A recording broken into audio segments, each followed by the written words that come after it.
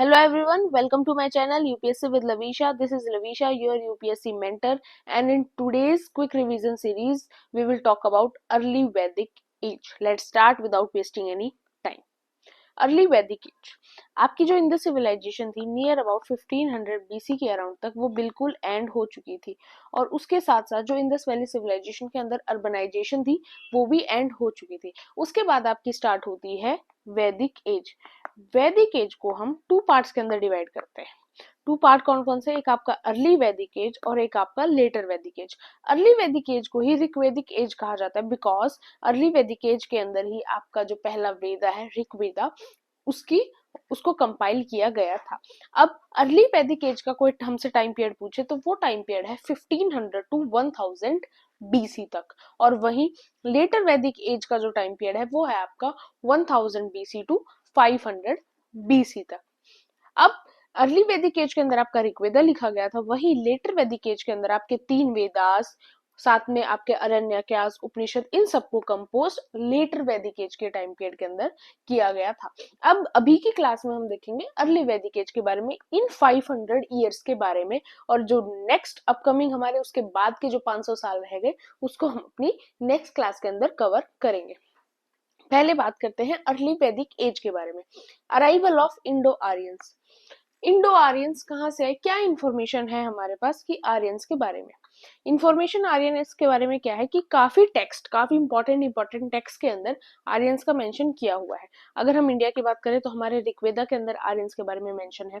कुछ Greek text हैं जैसे आपका जैन अवस्था है, होमर्स इलियड है एंड ओडिसी है, इनके अंदर भी आपके आर्यंस के बारे में मेंशन किया गया है। उसके अलावा माना जाता है जो आर्यंस थे वो क्या थे? सेमी नोमैडिक ट्राइब थे।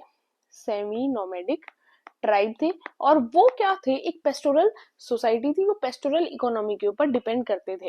अब हमारे इंडिया के अंदर अगर कोई भी बाहर से लोग आते हैं, दो होते, एक वो सिर्फ सेटलमेंट बनाने आए हैं, दूसरा वो इन्वेडर्स की तरह है कि इंडिया के अंदर से सब कुछ उनको ले जाना है। आर्यंस जो थे वो इन्वेडर्स नहीं थे, वो किस पर्पज से आए थे? वो सेटलमेंट के पर्पज से इंडिया के अंदर आए थे।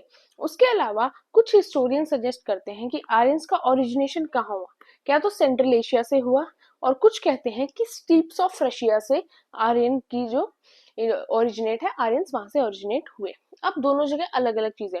वहीं हमारे बाल गंगाधर तिलक जी की बुक है, एक बुक का नाम क्या है? The Arctic home in the Vedas. इस बुक के अंदर उन्होंने मेंशन किया है कि आर्यंस कहां से आए थे? आर्यंस आर्टिक रीजन से आए थे। तो अलग अलग परसेप्शन है, फिर भी हम क्या मानते हैं, जो मोस्ट वाइडली एक्सेप्ट है कि आर्यंस ने इंडिया के अंदर एंटर कहां से किया? हिंदू कुश माउंटेन्स की साइड से किया। और एक्सेप्टेड थ्योरी क्या है कि आर्यंस आए कैसे थे? Aryans as a immigrants India की बॉर्डर्स पर आए थे। उसके अलावा इंडिया के अंदर आने के बाद उन्होंने सेटलमेंट कहाँ एस्टेब्लिश की? ईस्टर्न अफगानिस्तान वाले रीजन में, हमारा जो नॉर्थ वेस्टर्न फ्रंटियर प्रोविंसेस वाला रीजन है, पंजाब का रीजन है, और वेस्टर्न यूपी बॉर्डर्स तक आर्यंस ने अपनी सेटलमेंट को एस्टेब्लिश किया। इंपॉर्टेंट रिवर्स की बात करें तो आपकी थी Kubha river of Afghanistan, Saraswati river जो हरियाणा, पंजाब और इस रीजन के अंदर फ्लो करती थी, जो अभी हमें दिखाई नहीं देती। इंदस रिवर और उसकी ट्रिब्यूटरी रावी, ब्यास, सतलुज, झेलम, वो सभी ट्रिब्यूटरीज, सब कुछ ऋग्वेदा के अंदर मेंशन है कि ये सारी रिवर उस टाइम पर एग्जिस्ट करती थी। और इसी की वजह से जहां पर आर्यन स्टार्टिंग में सेटल हुए, उस रीजन को क्या बोला जाता है? लैंड ऑफ 7 रिवर्स बोला जाता है। अब हम बात करेंगे ऋग्वेदा की। यूनेस्को ने क्या किया है? Has added Rigveda to world human heritage list, ये हमें पता होना चाहिए। दूसरा, हमें ऋग्वेदा से डिटेल जितनी भी मैंने यहाँ पे मेंशन की सभी आपको याद करनी है। दूसरा, ऋग्वेदा के अंदर टोटल हिम्स कितने हैं? 1028 हिम्स है, जिनको कितने मंडल्स में डिवाइड किया हुआ है? 10 मंडलास के अंदर उनको डिवाइड किया हुआ है। ऋग्वेदा क्या है? ऋग्वेदा कलेक्शन है, किसका? प्रेयर्स का कलेक्शन है, जो अलग अलग गॉडेसेस को उस टाइम पर दी जाती थी, अलग अलग प्रेयर्स ऑफर की जाती थी उनका। 10 मंडलास में ऋग्वेदा डिवाइड है, जिसमें से जो 2nd to 7th आपके मंडल्स हैं वो पहले का पार्ट है, और बाद के 1st और जो 9th है वो लेटेस्ट एडिशंस के अंदर इंक्लूडेड है। कुछ बात थोड़ी सी अदर टेक्स्ट के बारे में भी करते हैं जो उस टाइम के अकॉर्डिंग पॉपुलर थे और जिनके अंदर आर्यंस के बारे में मेंशन है। अदर टेक्स्ट में क्या है, एक आपका है जैन अवस्था, दूसरा है आपका इलियड। इलियड की कंपाइलेशन है नियर अबाउट आपके 900 टू 800 बीसी के अराउंड, और जैन अवस्था की आपकी जो कंपाइलेशन है वो 1400 बीसी के। अगर कल्चरल कंटेक्स्ट चेक करें इनका, तो क्या है कि इनके अंदर कौन से टाइम पीरियड के बारे में है, आपका late Neolithic, early Bronze Age के से रिलेटेड चीजों के ऊपर इन टेक्स्ट का कल्चर डिपेंड करता है।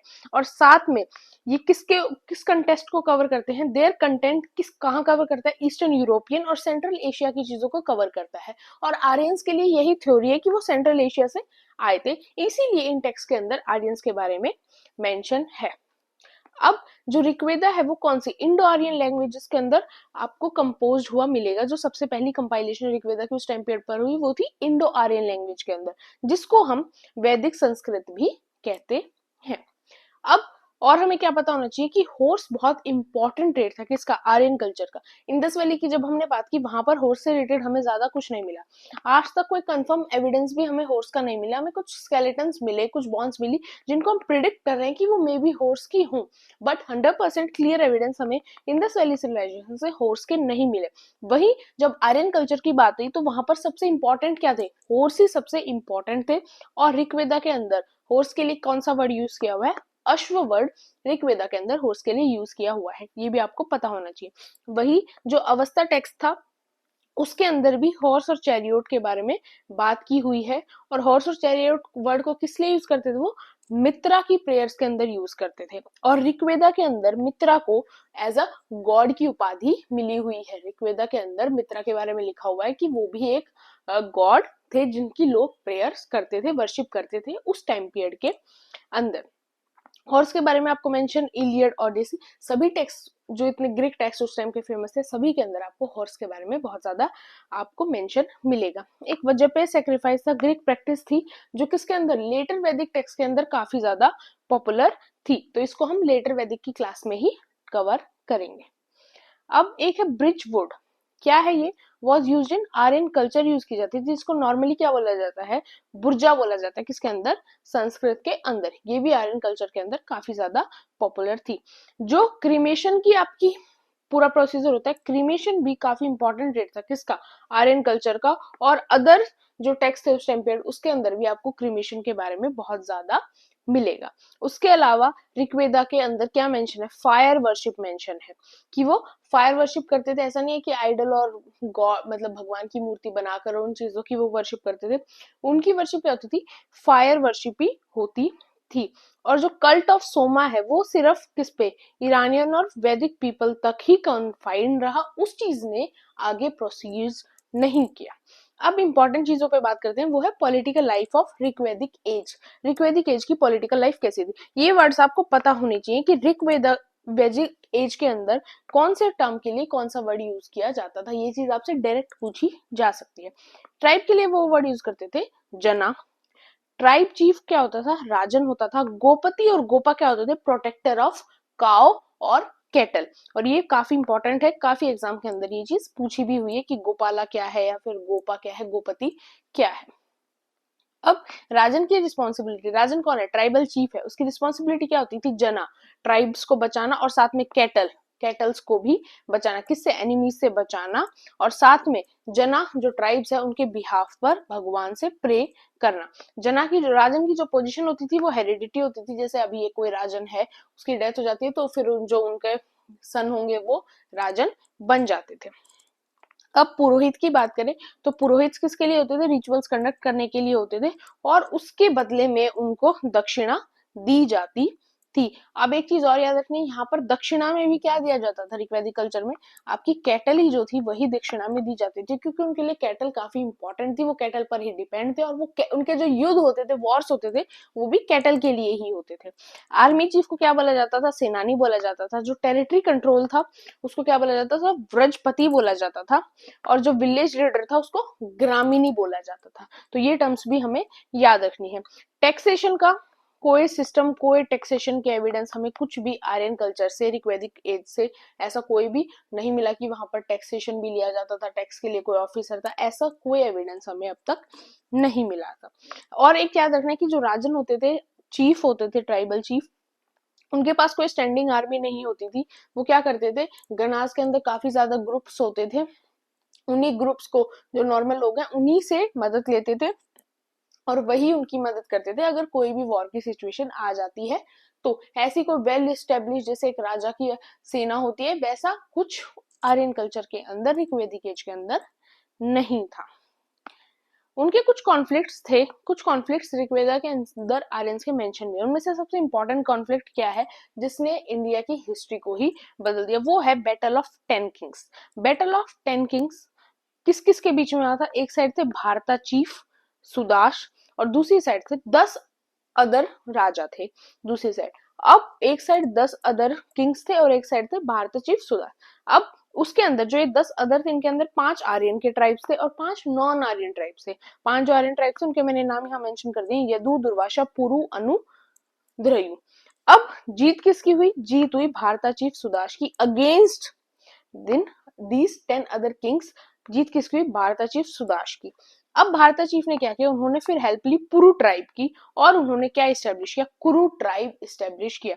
ये कुरु ट्राइब जो है यही बाद में जाकर कुरु वंश बना, कुरु क्लैन बना, जहां पर फिर आप बाद में, जिसकी वजह से पूरा महाभारत का युद्ध आप आगे देखते हैं, वो सारी चीज कहां से स्टार्ट हुई? यहीं से स्टार्ट हुई।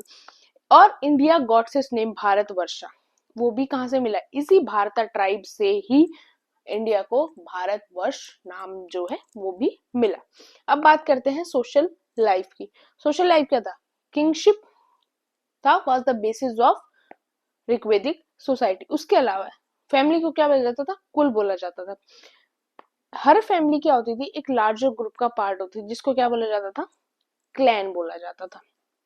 फैमिली जो थी काफी पेट्रियार्कल टाइप थी, typically led by the father, जैसा आज तक भी आपको इंडियन सोसाइटी के अंदर देखने को मिल जाएगा। जो मैरिज थी वो मोनोगैमसी थी।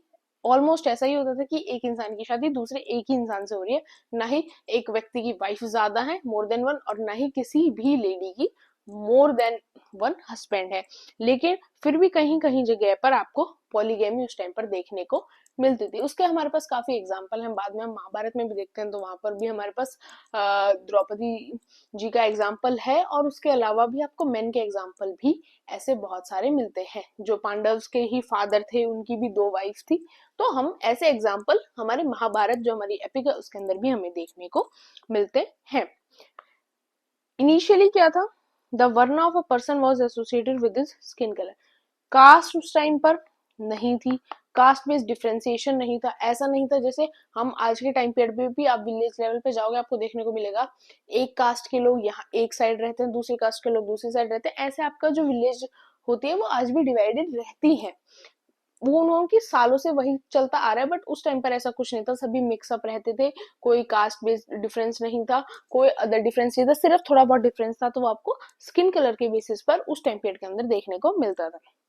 साथ में जो हम 4 वर्ण की बात करते हैं, ब्राह्मण, क्षत्रिय, वैश्य, शूद्र, वो 4 वर्णास का भी जो मेंशन है वो सिर्फ कहाँ है? Purushasukta of the 10th mandala in the Rigveda.